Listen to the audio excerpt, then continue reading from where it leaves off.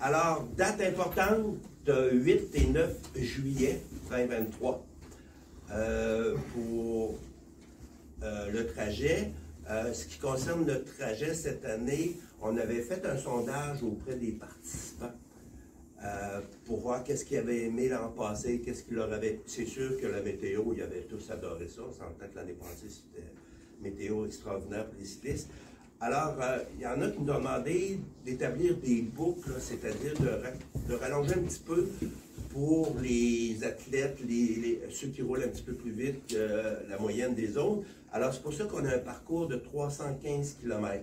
Alors, le départ va s'effectuer évidemment le samedi matin de Montmagny, mais on a rajouté là, une boucle là, de 74 km pour ces gens-là.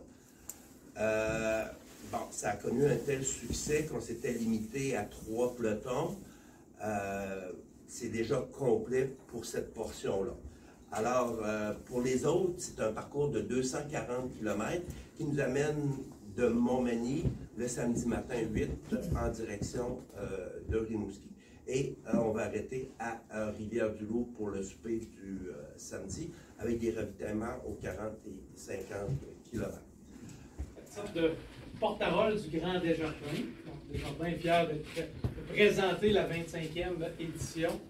Le partenariat entre Desjardins et la SIC date depuis de 20 ans, un partenariat extraordinaire. Et ça fait c'est la 14e implication des Desjardins dans le défi vélo plein air plus spécifiquement. Donc, c'est un plaisir pour nous. D'entrée de jeu, si je tiens à vous mentionner, donc, nous, je suis co-président d'honneur avec mon associé Jonathan Bolduc, qui ne pourra malheureusement pas être ici aujourd'hui, mais qui va être assurément là, avec nous sur son vélo les 8 et 9 juillet prochains. 5e.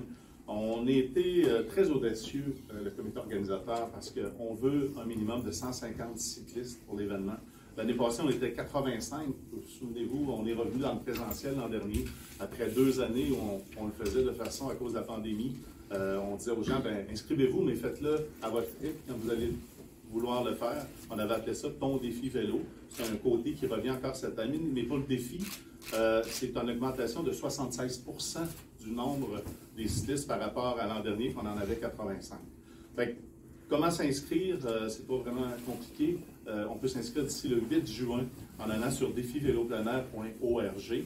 L'inscription est 250 $ et on demande aux gens d'amasser au moins un minimum de 550 $ en cagnotte pour remettre à l'Association du cancer de l'Est du Québec. Bien, moi, comme directrice générale de l'Association du cancer de l'Est du Québec, je ressens une très grande fierté de voir des gens comme eux, des gens de cœur, des personnes généreuses qui sont solidaires à notre mission. Un défi vélo, c'est une fierté collective, mais c'est aussi une fierté individuelle. Quand on regarde s'accomplir, repousser ses propres limites, par amour ou par considération pour un être cher, ou tout simplement par solidarité auprès de la communauté, c'est un sentiment très puissant. C'est aussi une grande source d'inspiration pour tous ceux et celles qui vont vous regarder le jour J. C'est grâce à eux, à notre comité organisateur, à notre président d'honneur, à nos bénévoles, nos donateurs, nos partenaires financiers et aussi à l'équipe de la SEC qu'on fait en sorte qu'on est capable d'offrir des services aux gens sur notre territoire.